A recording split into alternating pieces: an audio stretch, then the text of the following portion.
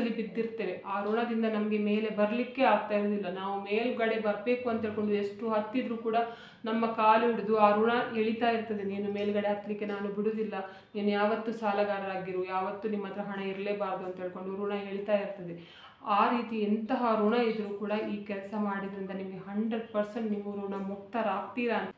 ನಮಸ್ತೆ ಫ್ರೆಂಡ್ಸ್, ಇವತ್ತೊಂದು ಒಳ್ಳೆಯ ವಿಡಿಯೋ ನಿಮ್ಮ ಜೊತೆಗೆ ಶೇರ್ ಮಾಡ್ತಿದ್ದೇನೆ. ಅದು ಯಾವುದು ಅಂತ ಹೇಳಿದ್ರೆ, ಎಲ್ಲರಿಗೂ ಗೊತ್ತುಂಟು ಇವತ್ತಿಂದ ಪಿತೃಪಕ್ಷ ಸ್ಟಾರ್ಟ್ ಆಗಿದೆ ಅಂತ ಹೇಳ್ಕೊಂಡು ತುಂಬ ಜನರಿಗೆ ಭಯ ಇರುತ್ತೆ. ಪಿತೃಪಕ್ಷದಲ್ಲಿ ಏನು ಕೆಲಸ ಮಾಡಬಾರ್ದು, ಮಾಡಿದರೆ ಹಾಳಾಗುತ್ತೆ, ಈ ಸಮಯದಲ್ಲಿ ಬರೀ ಪಿತೃಗಳ ಕೆಲಸ ಮಾತ್ರ ಮಾಡಬೇಕು ಅಂತ ಹೇಳ್ಕೊಂಡು ತುಂಬ ಜನ ಎಣಿಸ್ಕೊಂಡಿರ್ತಾರೆ ಆಯಿತಾ. ಹಾಗೆ ಏನಿಲ್ಲ, ಈ ಮಾಸದಲ್ಲಿ ಬರುವ ಸಂಕಷ್ಟಹರ ಚತುರ್ಥಿ ದಿವಸ ಉಂಟಲ್ಲ, ಈ ತಂತ್ರ ಮಾಡಿದರೆ ನಿಮಗೆ ಎಷ್ಟು ಸಾಲ ಇದ್ರೂ ಕೂಡ ಸಾಲ 11 ದಿವಸದಲ್ಲಿ ತೀರ್ತದೆ ಅಂತ ಹೇಳ್ಕೊಂಡು ಹೇಳ್ತಾರೆ. ಜೊತೆಗೆ ನಿಮ್ಮ ಮನಸ್ಸಿನಲ್ಲಿ ಯಾವುದಾದ್ರೂ ಆಸೆ ಇದ್ದರೆ ಆಯಿತಾ, ಯಾಕೆ ಹೇಳ್ತಿದ್ದೇನೆ ಅಂತ ಹೇಳಿದರೆ, ಈ ಮಾಸ ತುಂಬ ಶ್ರೇಷ್ಠ. ನಿಮಗೆ ದೇವರ ಆಶೀರ್ವಾದ ಕೂಡ ಸಿಗ್ತದೆ, ಜೊತೆಗೆ ಪಿತೃಗಳ ಆಶೀರ್ವಾದ ಕೂಡ ಸಿಗ್ತದೆ. ಆ ಕಾರಣದಿಂದ ದಯವಿಟ್ಟು ಇದನ್ನು ಮಾಡದೇ ಇರಬೇಡಿ. ಬೇರೆ ಸಮಯದಲ್ಲೆಲ್ಲ ಮಾಡಿದರೆ ಏನಾಗುತ್ತೆ ಅಂತ ಹೇಳಿದ್ರೆ ಬರೀ ದೇವರದು ಆಶೀರ್ವಾದ ಮಾತ್ರ ಸಿಗ್ತದೆ. ಈ ಸಮಯ ನೋಡಿ, ನಿಮಗೆ ಪಿತೃಗಳು ಕೂಡ ನಿಮಗೆ ಆಶೀರ್ವಾದ ಕೊಡ್ತಾರೆ, ಜೊತೆಗೆ ಮತ್ತೆ ದೇವರು ಕೂಡ ಆಶೀರ್ವಾದ ಸಿಗ್ತದೆ. ದೇವರ ಆಶೀರ್ವಾದಕ್ಕಿಂತ ಪಿತೃಗಳ ಆಶೀರ್ವಾದ ಶ್ರೇಷ್ಠ ಅಂತ ಹೇಳ್ಕೊಂಡು ಹೇಳ್ತಾರೆ. ಪಿತೃಗಳು ಖುಷಿಪಟ್ಟು ಆಯಿತಾ, ಖುಷಿಪಟ್ಟು ನಿಮಗೆ ಆಶೀರ್ವಾದ ಮಾಡಿದರೆ ನೆಕ್ಸ್ಟ್ ನಿಮಗೆ ಪಿತೃಪಕ್ಷ ಬರೋದ್ರೊಳಗೆ ನಿಮ್ಮ ಆಸೆ ಆಕಾಂಕ್ಷೆ ಎಲ್ಲ ಈಡೇರುತ್ತೆ ಅಂತ ಹೇಳ್ಕೊಂಡು ಹೇಳ್ತಾರೆ ಆಯಿತಾ. ಆ ಕಾರಣದಿಂದ ನಿಮಗೆ ಈಗ ಸಾಲ ಇರಲಿ ಅಥವಾ ಹಣದ ಸಮಸ್ಯೆ ಇರಲಿ ಅಥವಾ ನಿಮಗೆ ಯಾವುದೇ ಸಮಸ್ಯೆ ಇರಲಿ, ಮನಸ್ಸಿಗೆ ನೆಮ್ಮದಿ ಇಲ್ಲ, ಆ ಥರ ಏನೇ ತೊಂದರೆ ಇದ್ದರೂ ಕೂಡ ಈ ಮಾಸದಲ್ಲಿ ಮಾಡೋದು ತುಂಬ ಒಳ್ಳೆಯದು. ಬರೀ ಸಾಲ ಮಾತ್ರ ತೀರುವುದಲ್ಲ, ಸಾಲ ತೀರುವುದರ ಜೊತೆಗೆ ನಿಮಗೆ ಐಶ್ವರ್ಯ ಕೂಡ ನಿಮಗೆ ವೃದ್ಧಿ ಆಗ್ತದೆ ಅಂತ ಹೇಳ್ಕೊಂಡು ಹೇಳ್ತಾರೆ. ಜನ ವಶ ಆಗ್ತಾರೆ, ಧನ ವಶ ಆಗ್ತಾರೆ. ಜನ ಅಂದರೆ ಹೇಳಿ ಗೊತ್ತುಂಟಲ್ಲ, ಜನರೆಲ್ಲ ವಶ ಆಗ್ತಾರೆ. ಅದೇ ರೀತಿಯಲ್ಲಿ ಧನ ಅಂದರೆ ಹಣ ಕೂಡ ನಿಮ್ಮ ವಶ ಆಗ್ತದೆ ಅಂತ ಹೇಳ್ಕೊಂಡು ಹೇಳ್ತಾರೆ. ಇವಾಗ ನೀವು ಹೋಗಿ ಕ್ಯಾಲೆಂಡರಲ್ಲಿ ಹೋಗಿ ನೋಡೋದು ಬೇಡ. ಇವಾಗ ಈ ತಿಂಗಳಲ್ಲಿ ಸಂಕಷ್ಟಿ ಹರ ಚತುರ್ಥಿ ಯಾವ ದಿವಸ ಅಂತ, ಈ ಸಲ ಸಂಕಷ್ಟಿ ಯಾವಾಗ ಅಂತ ಹೇಳಿದ್ರೆ ಬುಧವಾರ 10ನೇ ತಾರೀಕಿಗೆ ಆಯ್ತಾ ಸಂಕಷ್ಟಿ. ಇದನ್ನು ನೀವು ಬುಧವಾರ 10ನೇ ತಾರೀಕಿಗೆ ಮಾಡಿ, ಈ ತಂತ್ರವನ್ನು ಮಾಡಿ. ಈ ತಂತ್ರ ಮಾಡಲಿಕ್ಕೆ ಎಂತೆಲ್ಲ ವಸ್ತು ಬೇಕು ಅಂತ ಹೇಳ್ಕೊಂಡು ಫಸ್ಟ್ ನಾನು ಹೇಳ್ತೇನೆ, ಯಾಕಂದರೆ ನೀವು ತಗೊಂಡು ಬರಬೇಕಲ್ಲ. ಆ ಕಾರಣದಿಂದ ಮತ್ತೆ ಅದನ್ನು ಯಾವ ರೀತಿಯಲ್ಲಿ ಕರೆಕ್ಟಾಗಿ ಕ್ರಮಬದ್ಧವಾಗಿ ಮಾಡಬೇಕು ಅಂತ ಹೇಳ್ಕೊಂಡು ಕೂಡ ನಾನು ಹೇಳಿಕೊಡ್ತೇನೆ. ಫಸ್ಟಿಗೆ ಯಾವುದು ವಸ್ತು ಬೇಕು ನೋಡಿ, ಅದನ್ನೆಲ್ಲ ಬರೆದಿಟ್ಕೊಳ್ಳಿ. ನಿಮಗೆ ಇದಕ್ಕೆ ಈ ತಂತ್ರ ಮಾಡಲಿಕ್ಕೆ ಫಸ್ಟ್ ಬೇಕಾದ ವಸ್ತು ಯಾವುದು ಅಂತ ಹೇಳಿದ್ರೆ ಗೋಮತಿ ಚಕ್ರ 21 ಆಯ್ತಾ, ನೆನಪಿಟ್ಕೊಳ್ಳಿ. 21 ಗೋಮತಿ ಚಕ್ರ. ಗೋಮತಿ ಚಕ್ರ ಅಂತ ಹೇಳಿದ್ರೆ ಮಹಾಲಕ್ಷ್ಮಿಗೆ ತುಂಬ ಇಷ್ಟ, ತುಂಬ ಪ್ರಿಯವಾದ ವಸ್ತು ಅಂತ ಹೇಳ್ಕೊಂಡು ಹೇಳ್ತಾರೆ. ಅದು ನಿಮಗೆ ನೋಡಲಿಕ್ಕೆ ಚಪ್ಪಟೆ ಥರ, ಶಂಕು ಚಿಪ್ಪಿನ ಥರ ಇದ್ದು ಚಪ್ಪಟೆ ಇದ್ದರೂ ಅದರಲ್ಲಿ ಸರ್ಕಲ್ ಇರ್ತದೆ ಆಯಿತಾ, ಚಕ್ರದ ರೀತಿಯಲ್ಲಿ ಇರ್ತದೆ. ಆ ಥರದ್ದು ಚಂದ ಸರಿಯಾಗಿ ನೋಡಿಕೊಂಡು ತಗೊಬನ್ನಿ. ಅದು ಕಟ್ಟಾಗಿದ್ದು ಒಡೆದು ಹೋಗಿದ್ರಲ್ಲ ಅದೆಲ್ಲ ಬಿರುಕು ಬಿಟ್ಟಿದ್ರೆ ಅದೆಲ್ಲ ತಗೊಬರ್ಲಿಕ್ಕೆ ಹೋಗ್ಬೇಡಿ. ಚಂದ ಮಾಡಿ ನೋಡಿ 21 ಗೋಮತಿ ಚಕ್ರವನ್ನು ತಗೊಳ್ಳಿ. ಈಗ ಎರಡನೇ ವಸ್ತು ಯಾವುದು ಬೇಕು ಅಂತ ಹೇಳಿದರೆ ಕೇಸರಿ ಅಂತ ಹೇಳ್ಕೊಂಡು ನೀವು ಆಮೇಲೆ ಫುಡ್ ಕಲರ್ ಎಲ್ಲ ತರಲಿಕ್ಕೆ ಹೋಗಬೇಡಿ. ಫುಡ್ ಕಲರ್ ತಂದರೆ ಎಂಥ ಸಹ ಪ್ರಯೋಜನ ಇಲ್ಲ. ಇದು ನೀವು ತಂತ್ರವನ್ನು ಕ್ರಮಬದ್ಧವಾಗಿ ಮಾಡಿದರೆ ಮಾತ್ರ ನಿಮಗೆ ಮಹಾಲಕ್ಷ್ಮಿ ಆಶೀರ್ವಾದ ಸಿಗ್ತದೆ, ಜೊತೆಗೆ ಪಿತೃಗಳ ಆಶೀರ್ವಾದ ಕೂಡ ಸಿಗ್ತದೆ, ಸಾಲ ತೀರ್ತದೆ, ನಿಮ್ಮ ಮನೆಗೆ ಐಶ್ವರ್ಯ ಬರ್ತದೆ.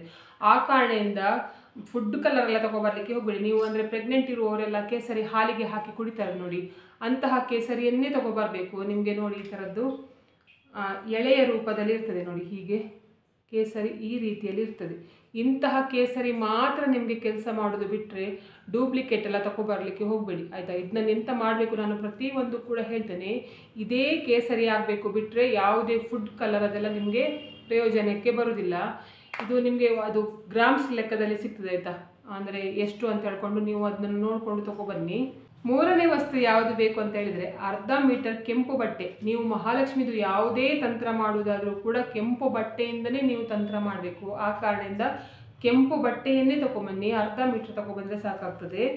ಆಮೇಲೆ 21 ಕೆಂಪು ಗುಲಗಂಜಿ ಆಯಿತಾ. ಗುಲಗಂಜಿ ಅಂತ ಹೇಳಿದರೆ ತುಂಬ ಜನರಿಗೆ ಗೊತ್ತಿರ್ತದೆ, ಗೊತ್ತಿಲ್ಲದೆ ಇರುವವರು ಯಾರು ಕೂಡ ಇಲ್ಲ ನೋಡಿ. ಗುಲಗಂಜಿ ಅಂದರೆ ಈ ರೀತಿ ಕಾಣಿಸ್ತದೆ ನೋಡಿ, ನೋಡಲಿಕ್ಕೆ ನಿಮಗೆ ಕೆಂಪು ಬಣ್ಣದ ಗುಲಗಂಜಿಯೇ ತಗೊಬನ್ನಿ. ಮತ್ತು ಬಿಳಿ ಅರಶಿನ ಎಲ್ಲ ಸಿಗ್ತದೆ ನೋಡಿ, ಅದೆಲ್ಲ ತಗೊಬರ್ಲಿಕ್ಕೆ ಹೋಗ್ಬೇಡಿ. ನಿಮಗೆ ತಂತ್ರ ಮಾಡಬೇಕಾದ್ರೆ ಕೆಂಪು ಬಣ್ಣನೇ ಶ್ರೇಷ್ಠ. ಆದ್ದರಿಂದ ಕೆಂಪು ಬಣ್ಣದ ಮತ್ತು ಅದಕ್ಕೆ ಒಂದು ಕಪ್ ಡಾಟ್ ಥರ ಇರ್ತದೆ ನೋಡಿ, ಈ ಥರದ್ದೇ ಗುಲಗಂಜಿ ತಗೊಬನ್ನಿ 21. ಆಮೇಲೆ ಒಂದು ಅರಶಿನ ಕೊಂಬು ಆಯಿತಾ, ಒಂದು ಕೊಂಬು ಸಾಕಾಗ್ತದೆ ಅರಶಿನ.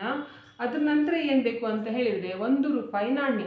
ಇಷ್ಟು ವಸ್ತು ನೀವು ತಂದು ಇಟ್ಕೊಳ್ಬೇಕು. ಇವಾಗ ನೀವು ಏನು ಮಾಡಿ ಅಂತ ಹೇಳಿದರೆ ಇವತ್ತು ತಾರೀಕು 8ನೇ ತಾರೀಕಲ್ಲ, ಇವತ್ತು ಸೋಮವಾರ. ನೀವು ನಾಳೆ ಹೋಗಿ ಇದನ್ನು ತಗೊಬನ್ನಿ. ನಾಡಿದ್ದು ಸಂಕಷ್ಟಹರ ಚತುರ್ಥಿ ಉಂಟಲ್ಲ, ಆ ದಿವಸ ನಿಮಗೆ ಮಾಡಲಿಕ್ಕೆ ಸುಲಭ ಆಗ್ತದೆ. ಆ ಕಾರಣದಿಂದ ಹೇಳ್ತಿರೋದು. ನೀವು ಇವತ್ತು ಬೇಕಾದರೆ ಹೋಗಿ ತಗೊಬರ್ಬೋದು, ಇಲ್ಲ ನಾಳೆ ಬೇಕಾದರೆ ಹೋಗಿ ತಗೊಬರ್ಬೋದು. ಆದರೆ ಇದು ಬುಧವಾರ ದಿವಸ ಬೆಳಿಗ್ಗೆ ಸೂರ್ಯ ಉದಯ ಆಗುವುದಕ್ಕಿಂತ ಮುಂಚೆ ನೀವು ಮಾಡಿದರೆ ನಿಮಗೆ ಇದು ಫಲ ಸಿದ್ಧಿ ಆಗ್ತದೆ. ಸೂರ್ಯ ಉದಯ ಆದ ನಂತರ ಮಾಡಿದರೆ ಏನೂ ಕೂಡ ಪ್ರಯೋಜನ ಇಲ್ಲ. ಯಾಕಂತ ಹೇಳಿದ್ರೆ ಯಾವುದೇ ತಂತ್ರ ಮಾಡಬೇಕಾದ್ರೂ ನಮಗೆ ಸೂರ್ಯನ ಕಿರಣ ಬೀಳಬಾರ್ದು, ಆಯಿತಾ. ಸೂರ್ಯ ಏಳೋದಕ್ಕಿಂತ ನೀವು ಮುಂಚೆ ಎದ್ದು ಕೆಲಸ ಮಾಡಿ. ಒಂದು 4 ಗಂಟೆ ಹೊತ್ತಿಗೆ ಅಥವಾ 4-4:15 ಹೊತ್ತಿಗೆ ಈ ಕೆಲಸ ಮಾಡಿದರೆ ನಿಮಗೆ ಬೇಗನೆ ರಿಸಲ್ಟ್ ಸಿಗ್ತದೆ. ಫಸ್ಟ್ ಮಾಡಬೇಕಾದ ಕೆಲಸ ಬೆಳಿಗ್ಗಿನ ಜಾವ, ಬುಧವಾರ ಬೆಳಿಗ್ಗಿನ ಜಾವನೇ ಮಾಡಬೇಕಾದ ಕೆಲಸ ಏನಂತ ಹೇಳಿದರೆ, ಕಲ್ಲುಪ್ಪನ್ನು ಚಂದ ಮಾಡಿ ನೀರಿನಲ್ಲಿ ಮಿಕ್ಸ್ ಮಾಡ್ಕೋಬೇಕು. ಅದು ಚಂದ ನೀರಿನಲ್ಲಿ ಕರಗಿ ಹೋಗಬೇಕು. ಪೌಡ್ರ್ ಉಪ್ಪು, ಪುಡಿ ಉಪ್ಪು ಆಗೋದಿಲ್ಲ, ಕಲ್ಲುಪ್ಪೇ ಆಗಬೇಕು. ಇದಕ್ಕೆ ಚಂದ ಮಾಡಿ ನೀರಿನಲ್ಲಿ ಕಲಸಿ ಇದು ಕರಗಿಸಿ ನೀರು ಮಾಡಿ ಇಟ್ಕೊಳ್ಳಿ. ಆಮೇಲೆ ಏನು ಮಾಡಿ ಅಂತ ಹೇಳಿದ್ರೆ, ನೀವು 21 ಗುಲಗಂಜಿ ತೊಗೊಂಡಿದ್ದೀರಲ್ಲ, ಆ ಗುಲಗಂಜಿಯನ್ನು ಆ ನೀರಿಗೆ, ಕಲ್ಲುಪ್ಪು ಮಾಡಿದಿರ ನೋಡಿ ನೀರು, ಆ ನೀರಿಗೆ 21 ಗುಲಗಂಜಿಯನ್ನು ಹಾಕಿ 1 ಗಂಟೆ ಹಾಗೇ ಬಿಡಲಿ. ಅದು ಚಂದ ನೆನೆಬೇಕು, ಆಯಿತಾ. ಅದರಲ್ಲಿ ಉಪ್ಪಿನ ನೀರಿನಲ್ಲಿ ಚೆಂದಾಗಿ ನೆನೆಬೇಕು. ಅದನ್ನು ಕಲ್ಲುಪ್ಪಿನ ನೀರಿನಿಂದ ತೆಗೆದು, ಅಂದರೆ ಆ ನೀರು ಉಪ್ಪು ನೀರಲ್ಲಿ ಹಾಕಿಟ್ಟಿರಲ್ಲ, ಆ ನೀರನ್ನು ತೆಗೆದು ಚಂದ ಮಾಡಿ ಶುದ್ಧ ಮಾಡಬೇಕು. ಅದು ಶುದ್ಧವಾದ ನೀರಿನಿಂದ ಉಂಟಲ್ಲ, ಕ್ಲೀನ್ ಆಗಿರುವ ನೀರಿನಿಂದ ಚಂದ ಮಾಡಿ ಶುದ್ಧ ಮಾಡಿ. ಅದ್ರ ನಂತರ ಏನು ಮಾಡಿ ಅಂತ ಹೇಳಿದ್ರೆ, ತೆಗೆದು ಉಂಟಲ್ಲ ಅದು ಶುದ್ಧ ಎಲ್ಲ ಆದ ನಂತರ ಚಂದ ಮಾಡಿ ಒಂದು ಕಾಟನ್ ಬಟ್ಟೆಯಲ್ಲಿ ಒರೆಸಿ ಆದ ನಂತರ ಆ 21 ಗೋಮತಿ ಚಕ್ರವನ್ನು ಹಸಿ ಹಾಲಿನಲ್ಲಿ, ಹಸುವಿನ ಹಾಲಾಗಿದ್ದರೆ ತುಂಬ ಉತ್ತಮ ನಿಮಗೆ. ಅಂದರೆ ಹಸು ಎಲ್ಲಾದರೂ ಸಾಕುವವರಿದ್ದರೆ ಅಂತಹ ಹಾಲಾದರೆ ತುಂಬ ಉತ್ತಮ.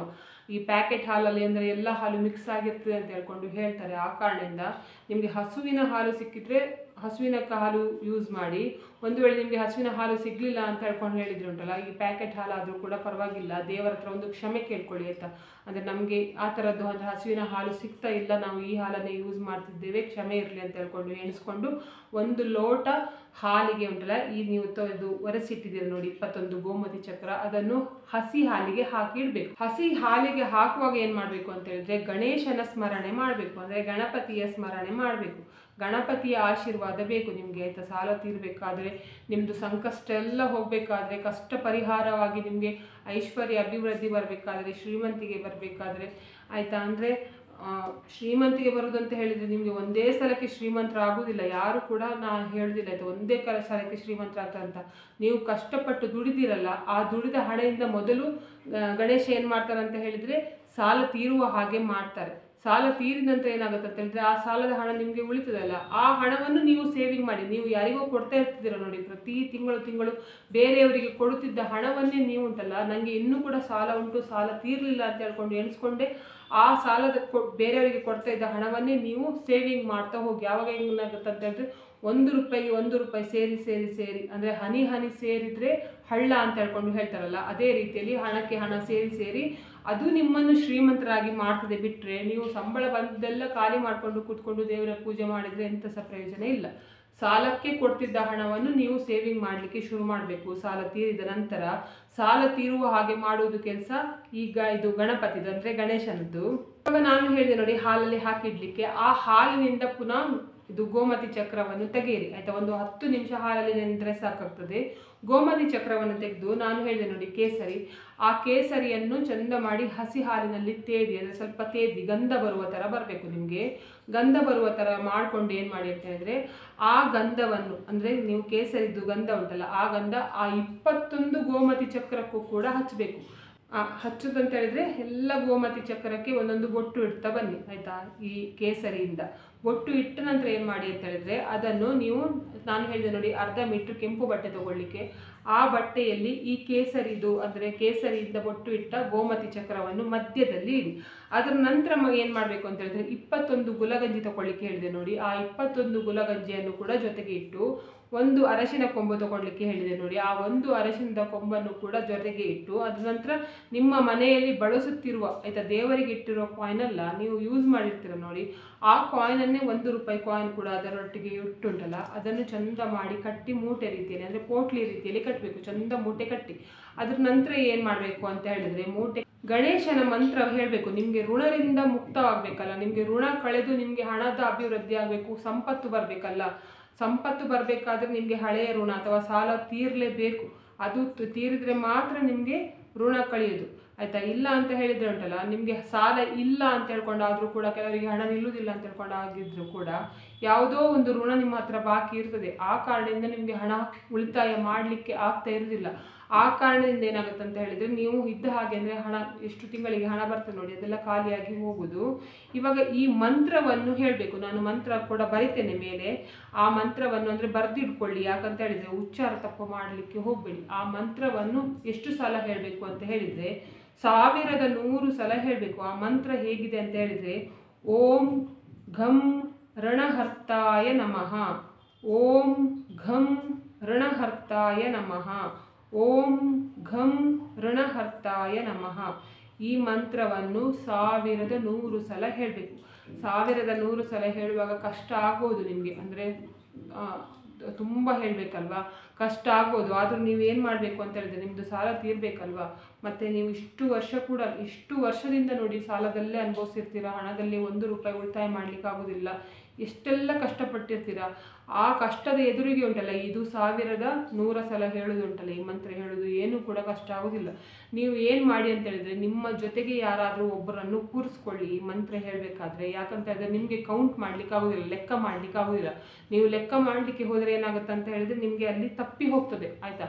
ಆ ಕಾರಣದಿಂದ ಮಂತ್ರ ಹೇಳುವಾಗ ಒಬ್ಬರನ್ನು ಕೂರಿಸ್ಕೊಳ್ಳಿ. ಅವರು ಏನು ಮಾಡಲಿ ಅಂತ ಹೇಳಿದರೆ, ನೀವು ಮಂತ್ರ 1 ಸಲ ಹೇಳಿದಾಗ 1, 2 ಸಲ ಹೇಳುವಾಗ 2, 3 ಸಲ ಹೇಳುವಾಗ 3, ಹಾಗೆ ಅವರು ಬರ್ಕೊಳ್ತಾ ಹೋಗಲಿ, ಒಂದು ಬುಕ್ಕಲ್ಲಿ ಬರಿತಾ ಹೋಗಲಿ. ಆವಾಗ ಏನಾಗುತ್ತೆ ಅಂತ ಹೇಳಿದ್ರೆ, ನಿಮಗೆ 1100 ಸಲ ಅಂತ ಹೇಳ್ಕೊಂಡು ಕರೆಕ್ಟಾಗಿ ಕೌಂಟ್ ಸಿಗ್ತದೆ, ಆಯಿತಾ. ಅದರ ನಂತರ ಏನು ಮಾಡಬೇಕು ಅಂತ ಹೇಳಿದರೆ, ಆ ಮೂಟೆಗೆ ಉಂಟಲ್ಲ ದೀಪವನ್ನು ತೋರಿಸ್ಬೇಕು, ಆಯಿತಾ. ಆರತಿ ಅಂತ ಹೇಳ್ತಾರಲ್ಲ, ಆರತಿಯನ್ನು ತೋರಿಸಿ ಆಮೇಲೆ ಧೂಪ ಕೂಡ ತೋರಿಸ್ಬೇಕು. ಧೂಪ ತೋರಿಸಿದ ನಂತರ ಏನು ಮಾಡಬೇಕು ಅಂತ ಹೇಳಿದರೆ, ಆ ಮೂಟೆಯನ್ನು ನೀವು ತಗೊಂಡು ಹೋಗಿ, ನೀವು ಹಣ ಇಡುವ ಜಾಗ, ಆಯಿತಾ, ಹಣ ಇರಲಿ ಇರದೇ ಇರಲಿ, ಇವಾಗ ನಿಮ್ಮ ಹತ್ರ ಹಣ ಇಲ್ಲದೆ ಇರ್ಬೋದು ಆ ಜಾಗದಲ್ಲಿ, ಹಣ ಇಡುವ ಜಾಗದಲ್ಲಿ. ಆದರೆ ಮುಂದೆ ಅದೇ ಜಾಗದಲ್ಲಿ ನೀವು ಇಟ್ಟಿದ್ದೀರ ನೋಡಿ ಆ ಮೂಟೆ, ಆ ಜಾಗದಲ್ಲಿ 100ಗೆ 100% ಹಣ ಬಂದೇ ಬರ್ತದೆ. ಇದಕ್ಕೆ ನಿಮಗೆ ಪಿತೃಗಳು ಕೂಡ ಸಹಾಯ ಮಾಡ್ತಾರೆ, ಗಣೇಶ ಕೂಡ ಸಹಾಯ ಮಾಡ್ತಾರೆ, ಎಲ್ಲ ದೇವತೆಗಳು ಕೂಡ ಸಹಾಯ ಮಾಡ್ತಾರೆ. ಯಾಕಂತ ಹೇಳಿದ್ರೆ ಪಿತೃಗಳು ಹೋಗಿ ನಿಮ್ಮ ಕಷ್ಟವನ್ನು ದೇವತೆಗಳಿಗೆ ಹೇಳ್ತಾರೆ. ನನ್ನ ಮಕ್ಕಳು ಇಷ್ಟು ಕಷ್ಟಪಡ್ತಿದ್ದಾರೆ, ಆಯಿತಾ, ಅವರಿಗೆ ಇನ್ನಾದರೂ ಒಳ್ಳೆಯದಾಗುವ ಹಾಗೆ ಮಾಡು ಅಂತ ಹೇಳ್ಕೊಂಡು ಪಿತೃಗಳೇ ಹೋಗಿ ದೇವತೆ ಹತ್ರ ಹೇಳ್ತಾರೆ. ಆವಾಗ ಪಿತೃಗಳದ್ದು ಆಶೀರ್ವಾದ ನಿಮ್ಮ ಮೇಲೆ ಇರುವಾಗ ಉಂಟಲ್ಲ, ಯಾವ ದೇವರು ಕೂಡ ಇಲ್ಲ ಅಂತ ಹೇಳ್ಕೊಂಡು ಹೇಳೋದಿಲ್ಲ. ಆದ್ದರಿಂದ ಈ ಕೆಲಸ ಮಾಡಿ.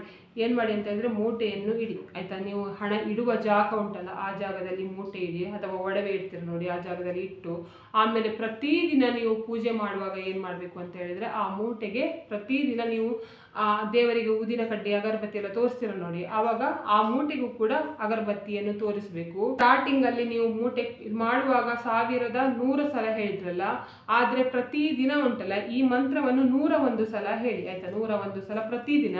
ಫಸ್ಟ್ ಮೂಟೆ ಕಟ್ಟುವಾಗ 1100 ಸಲ, ಆಯಿತಾ. ನಾನು ಪದೇ ಪದೇ ಹೇಳ್ತೇನೆ, ಕೆಲವರು ಹೇಳ್ತಾರೆ ಅಂದರೆ ಪುನಃ ಹೇಳಬೇಡಿ ನಮಗೆ ಕನ್ನಡ ಬರ್ತದೆ ಅಂತ ಹೇಳ್ಕೊಂಡು. ಆದರೂ ಕೂಡ ಕೆಲವರು ತಪ್ಪು ಮಾಡ್ತಾರಲ್ಲ, ತಪ್ಪಾಗಬಾರ್ದು ದೇವರ ವಿಷಯದಲ್ಲಿ. ಆದ್ದರಿಂದ ನಾನು ಹೇಳ್ತಾ ಇರೋದು, ಹೊಸದಾಗಿ ಮೂಟೆ ಕಟ್ಟುವಾಗ 1100 ಸಲ ಮತ್ತು ಪ್ರತಿದಿನ 101 ಸಲ ಈ ಮಂತ್ರವನ್ನು ಹೇಳಬೇಕು.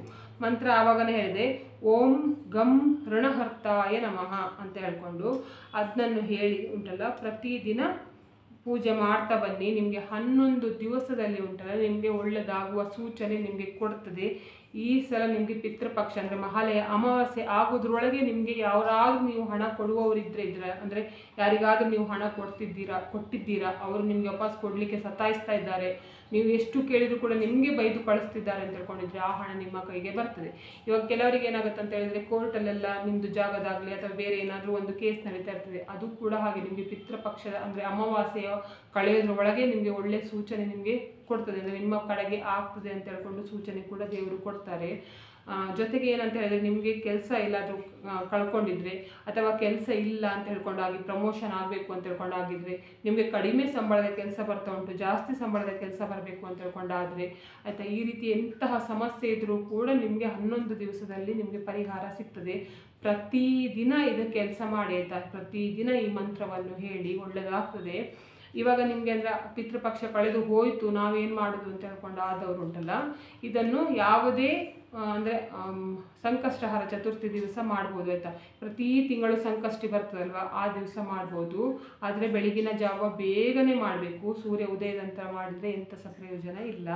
ನೋಡಿದ್ರಲ್ಲ, ನಾವು ಗೊತ್ತಿದ್ದೋ ಗೊತ್ತಿಲ್ಲದೋ ಒಂದು ಋಣದಲ್ಲಿ ಬಿದ್ದಿರ್ತೇವೆ. ಆ ಋಣದಿಂದ ನಮಗೆ ಮೇಲೆ ಬರಲಿಕ್ಕೆ ಆಗ್ತಾ ಇರೋದಿಲ್ಲ. ನಾವು ಮೇಲ್ಗಡೆ ಬರಬೇಕು ಅಂತ ಹೇಳ್ಕೊಂಡು ಎಷ್ಟು ಹತ್ತಿದ್ರೂ ಕೂಡ ನಮ್ಮ ಕಾಲು ಹಿಡಿದು ಆ ಋಣ ಎಳಿತಾ ಇರ್ತದೆ. ನೀನು ಮೇಲ್ಗಡೆ ಹತ್ತಲಿಕ್ಕೆ ನಾನು ಬಿಡುವುದಿಲ್ಲ, ನೀನು ಯಾವತ್ತೂ ಸಾಲಗಾರರಾಗಿರು, ಯಾವತ್ತೂ ನಿಮ್ಮ ಹತ್ರ ಹಣ ಇರಲೇಬಾರ್ದು ಅಂತ ಹೇಳ್ಕೊಂಡು ಋಣ ಎಳಿತಾ ಇರ್ತದೆ. ಆ ರೀತಿ ಎಂತಹ ಋಣ ಇದ್ರೂ ಕೂಡ ಈ ಕೆಲಸ ಮಾಡಿದ್ರಿಂದ ನಿಮಗೆ 100% ನೀವು ಋಣ ಮುಕ್ತರಾಗ್ತೀರಾ ಅಂತ ಹೇಳ್ಕೊಂಡು ನಾನು ಹೇಳ್ತೇನೆ. ಇವತ್ತಿನ ವಿಡಿಯೋ ನಿಮಗೆ ಇಷ್ಟ ಆದರೆ ಪ್ಲೀಸ್ ಈ ವಿಡಿಯೋಕ್ಕೆ ಲೈಕ್ ಮಾಡಿ, ಆದಷ್ಟು ಜನರಿಗೆ ವಿಡಿಯೋವನ್ನು ಶೇರ್ ಮಾಡಿ, ಕಮೆಂಟ್ ಮಾಡಿ, ನನ್ನ ಚಾನಲ್ಗೆ ಸಬ್ಸ್ಕ್ರೈಬ್ ಆಗಿ. ನನ್ನ ಚಾನಲ್ಗೆ ಸಬ್ಸ್ಕ್ರೈಬ್ ಆದರೆ ನನಗೆ ಒಂದು ಸಪೋರ್ಟ್ ಸಿಕ್ಕಿದ ಹಾಗೆ ಆಗ್ತದೆ. ಮತ್ತು ನಾನು ಹೀಗೆ ಒಳ್ಳೆ ವಿಡಿಯೋನ ನಿಮ್ಮ ಜೊತೆಗೆ ಶೇರ್ ಮಾಡ್ತೇನೆ. ಇವತ್ತಿನ ವಿಡಿಯೋ ಯಾರೆಲ್ಲ ನೋಡಿದಿರಾ ಅಥವಾ ನೋಡಲಿಲ್ಲ ಎಲ್ಲರಿಗೂ ಕೂಡ ದೇವರು ಒಳ್ಳೇದು ಮಾಡಲಿ ಅಂತ ನಾನು ಕೂಡ ದೇವರಲ್ಲಿ ಬೇಡ್ಕೊತಿದ್ದೇನೆ. ಎಲ್ಲರಿಗೂ ಒಳ್ಳೆಯದಾಗಲಿ.